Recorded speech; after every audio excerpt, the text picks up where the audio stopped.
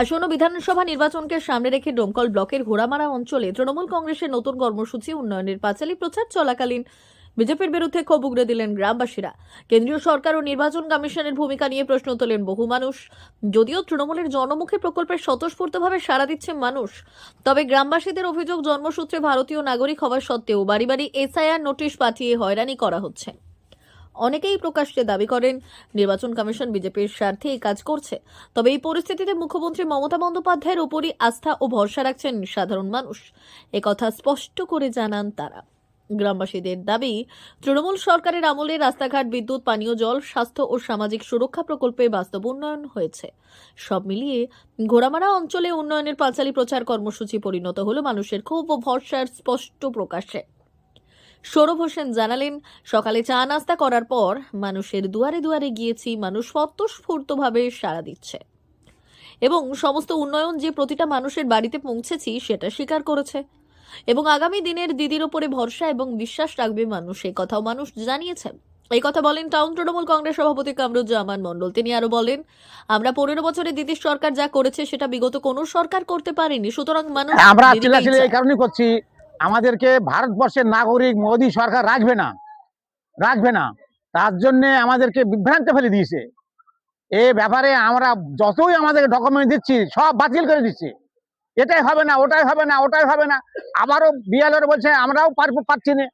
আমাদের উন্নয়নের পাঁচালী যে আমাদের সুপ্রিমো মমতা বন্দ্যোপাধ্যায় এবং অভিষেক বন্দ্যোপাধ্যায় যে আমাদের নির্দেশ দিয়েছে উন্নয়নের পাঁচালীতে, তাতে টাউন থেকে আসাতে আমরা খুব আপ্লুত বা আনন্দিত। এখানে দেখেন আমাদের টাউন সভাপতি থেকে শুরু করে সালামত ভাই থেকে শুরু করে এখানে মার্শাল থেকে শুরু করে রফিকুল ভাই থেকে শুরু করে সকলে এসছেন। এতে আমরা খুব আনন্দিত যে আমরা প্রত্যন্ত গ্রামের একটা মানুষ, সাধারণ মানুষ। এই ঘোড়ামারা অঞ্চল হচ্ছে মুর্শিদাবাদের লাস্ট জায়গায়, সেই জায়গায় মানুষ খুব আপ্লুত বা আনন্দিত। দেখছেন দলে দলে মানুষ, বলা লাগছে না। কাল রাত্রে হঠাৎ বলাতে এত মানুষ মানে এক জায়গায় একত্রিত হয়ে আমরা এই উন্নয়নের পাঁচালী কর্মসূচিটা চালাচ্ছি। তাতে মানুষ কি সাড়া দিচ্ছে আপনারা নিজ চোখে মানুষকে প্রশ্ন করলে তার অ্যান্সার নিশ্চয় পেয়ে যাবেন।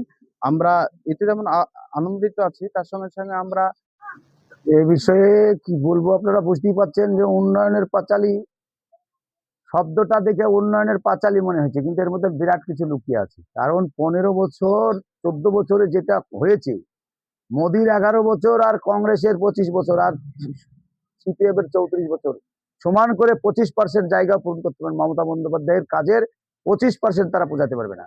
তাতে মানুষ মমতা বন্দ্যোপাধ্যায়ের কাছে আবেগে ভাসছে।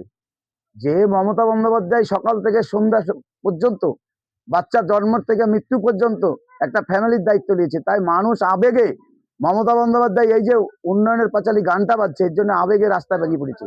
এখানকার লোকাল প্রধান প্রতিনিধি সৌরভ হোসেন আমাকে সঙ্গে করে নিয়ে হাঁটছে, এখানকার অঞ্চল সভাপতি মণি ভাই এবং প্রত্যেকটা বুথ সভাপতি বর্ষপতি তারা হাঁটছে। আমি তো অবাক যাচ্ছি যে ছেলে মেয়ে সবাই রাস্তায়। তার মানে পার্থক্যটা আপনারা বুঝতে হবে। এখানে মোদির বিরুদ্ধে ক্ষোভ উগ্রতার কারণ কি? মানুষকে এত ভালো পরিষেবা মমতা বন্দ্যোপাধ্যায় দেওয়ার পরেও যখন কোনো দিক থেকে পাচ্ছে না, তাই অন্যায় ভাবে মানুষের নাম ভোট থেকে কেটে দেওয়ার চক্রান্ত করছে। যেটা আপনারা দেখছেন যে প্রত্যেকটা বুথে 300-400 করে লোকের নাম বাদ দিচ্ছে। এর একটাই কারণ, বাংলায় শান্তি আছে, আর এই শান্তিকে কোনো মতেই শান্তির জায়গায় মোদি ঢুকতে পারছে না, মোদির অশান্তি কাজ হচ্ছে না। তাই সর্বশেষ সে এখন প্রযুক্তির মাধ্যমে, মানে প্রযুক্তি দিয়ে কিভাবে হারানো যায় মমতা বন্দ্যোপাধ্যায়কে, এই খেলায় মেতেছে।